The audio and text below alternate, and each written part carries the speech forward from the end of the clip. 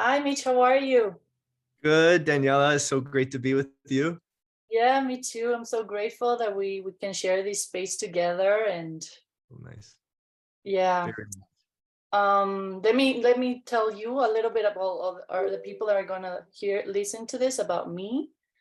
Mhm. I'm Daniela Lombardo. I'm here with Mitch because life brought us together in such a coherent, beautiful way, and we share a passion for the heart. Both our stories are what brought us here. Um, and I'm so grateful to be with him sharing these moments and this space. And Dr. Mitch, he is a radiologist. Um, and why he has a unique journey in this um, heart discovery, I can say. So can you tell us a little bit about yourself and why do you find the heart so important? Sure. Well, yeah, thank you, Daniela. I mean, and as I said, it's lovely to be with you and to share this moment and share our passion together.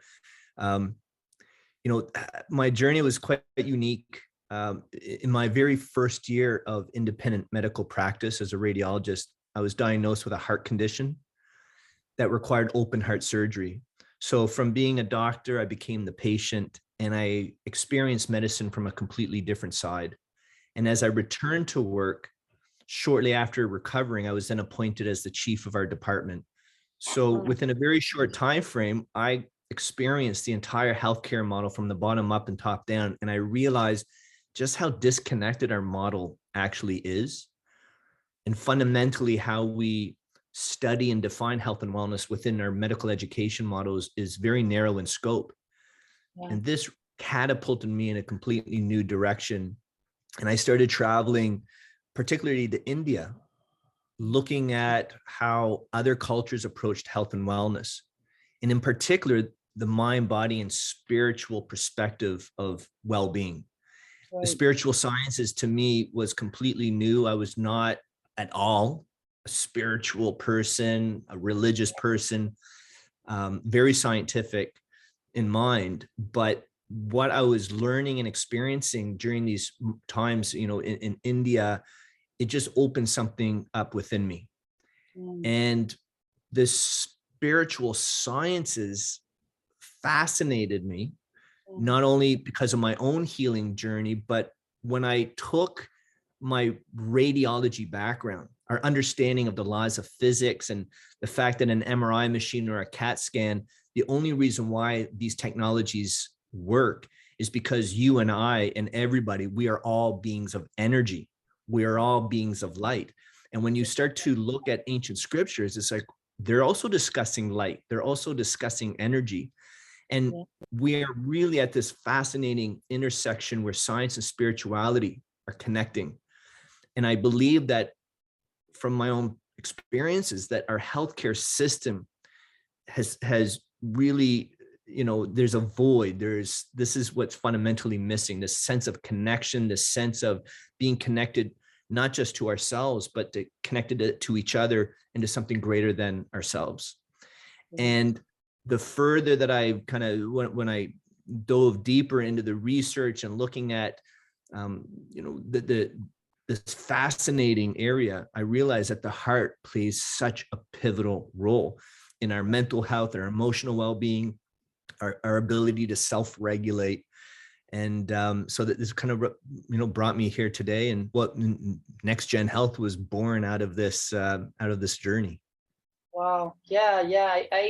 I've been diving into all your work, which has been amazing, and it's so is in coherency with what I feel and what I've been looking at, and how you always say that, and Einstein says that everything is energy, right?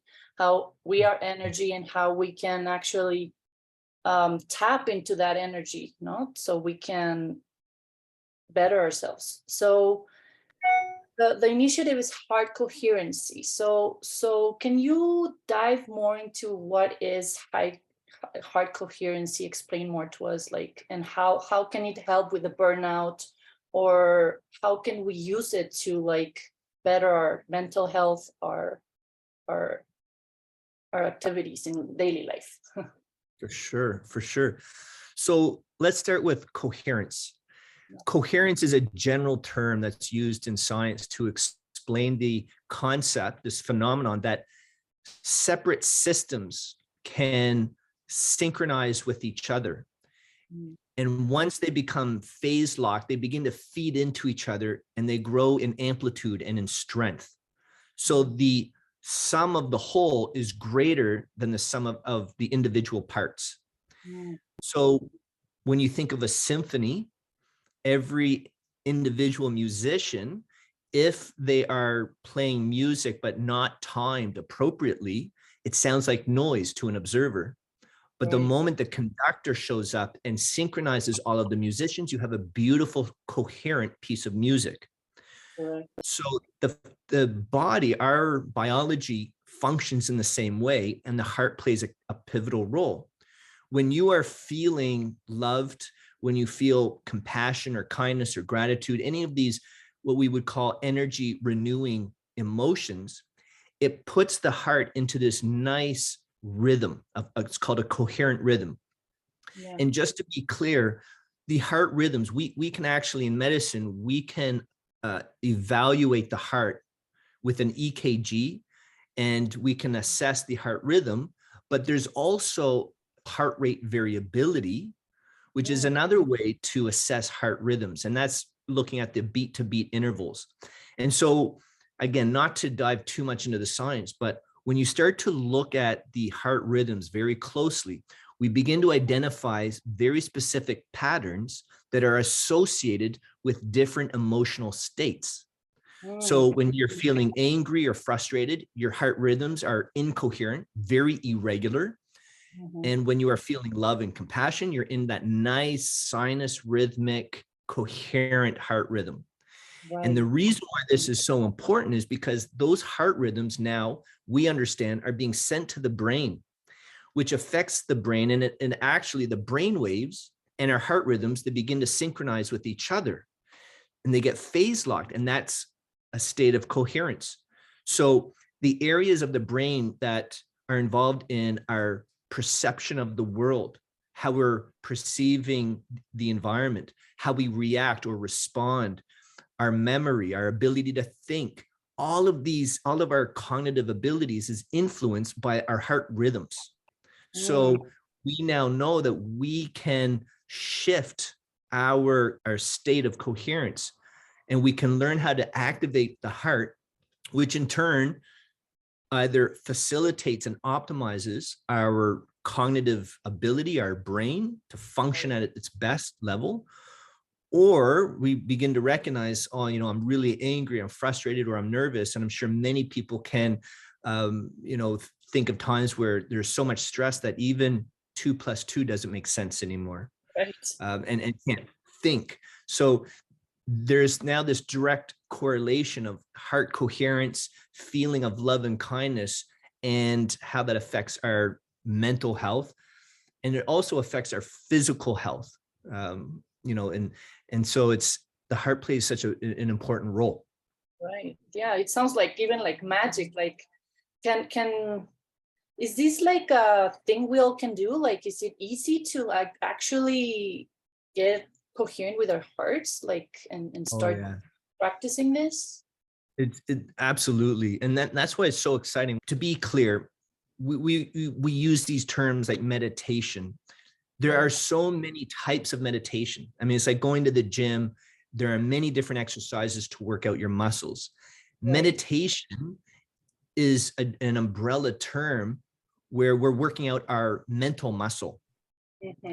And the heart focused meditation, or this heart coherence technique, I believe is one of the more simple approaches for people who are just beginning to experience, or who want to learn how to activate their true essence and their energy. It's something very easy, very simple. And the hardest part really is just to remember that you have access to your heart. That's probably the most difficult. But the research shows that, within, just 5 minutes a day, 5 minutes a day can radically change not just your feeling of your state of mind and your emotional well-being, but it structurally changes your brain over time, even as little as 2 months. So it's amazing that it's such a simple technique, but yet not to confuse simple with extremely effective.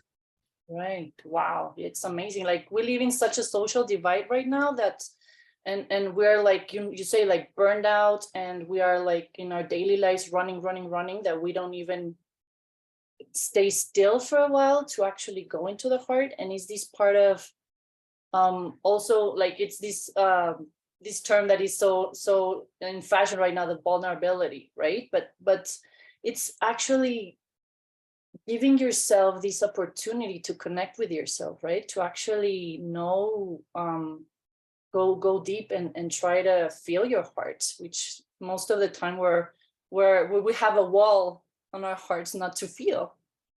So Absolutely. does this work for Absolutely. you to like actually start going deep, or knowing yourselves better? Absolutely. And I think you bring up a really interesting point. I mean, medical research is showing that 90% of all disease is related to stress.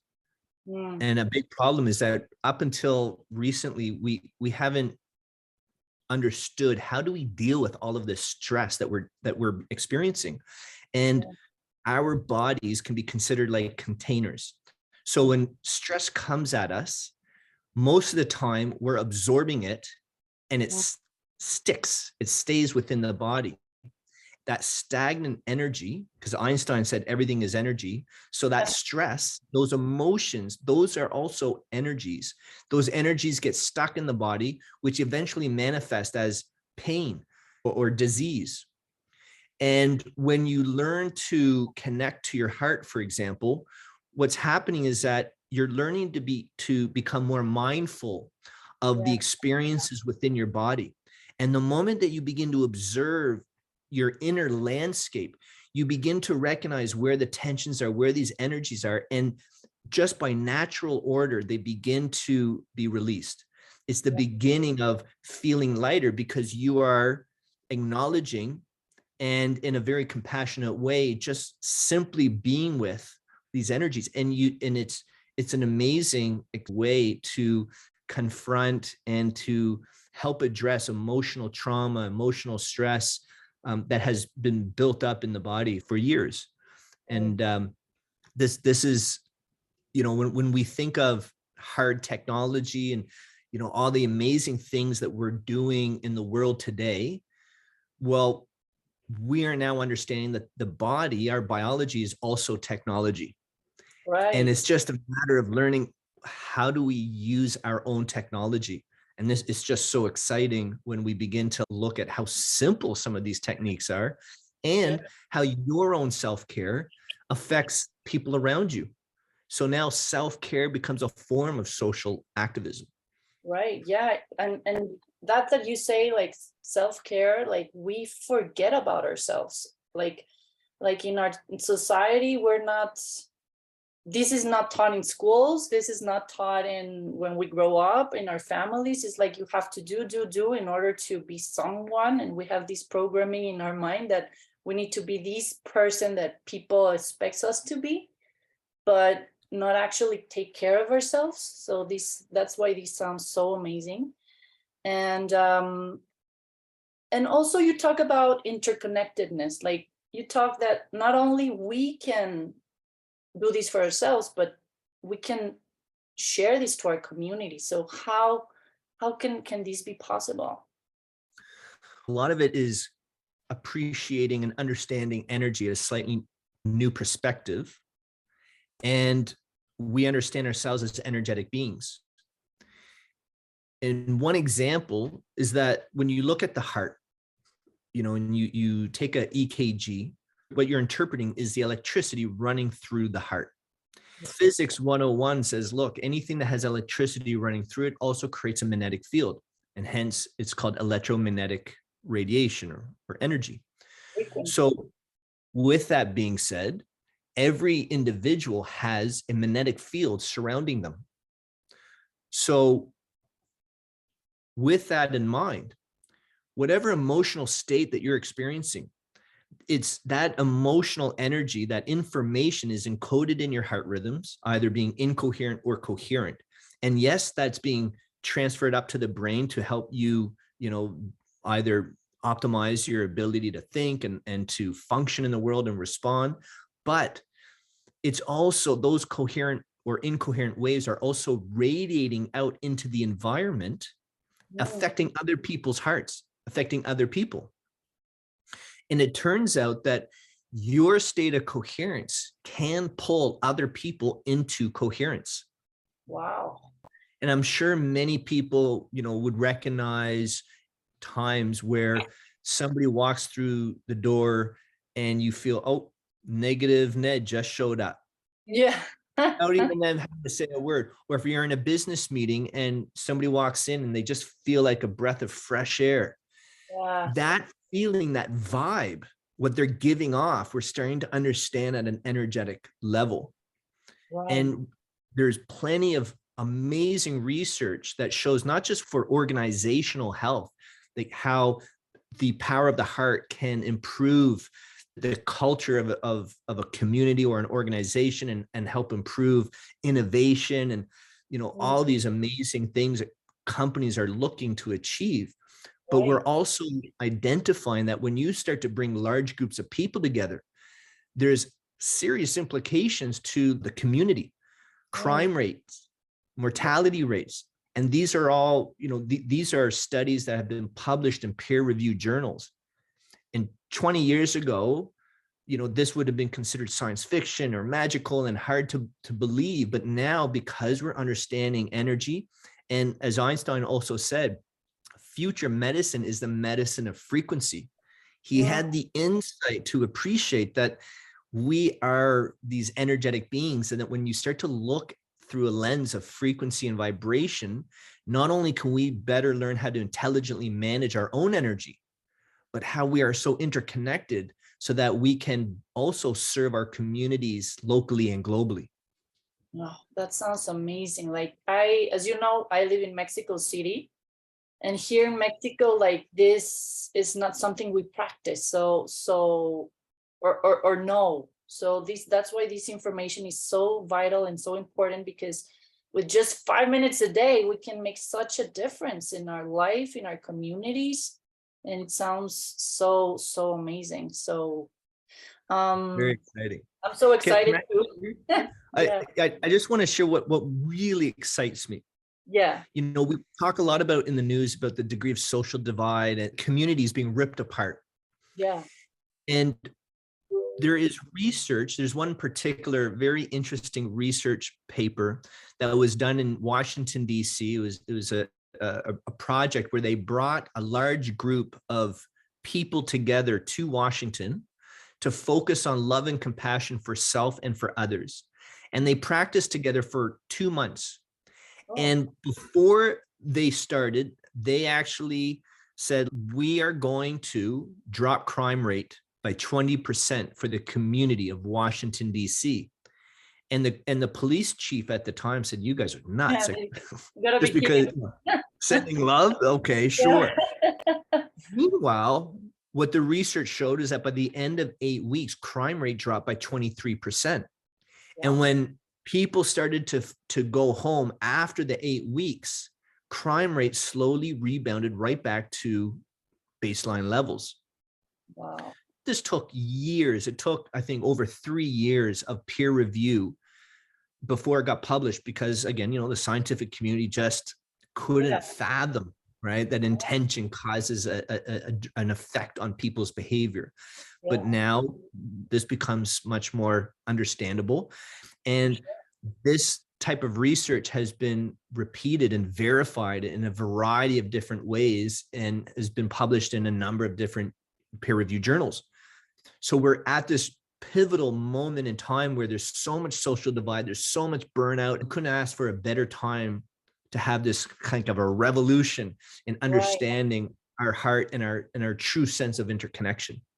Yeah, and I think people are searching for that now. Like before, like people are searching, and I love this like interconnectedness of technology as well, that we can, you're in Canada, I'm in Mexico, and we can do this like such a global initiative all around the world, that it Yes. could, if it could, if that happened in Washington, imagine like if we all connect in hearts, what can we Yeah, do for our planet?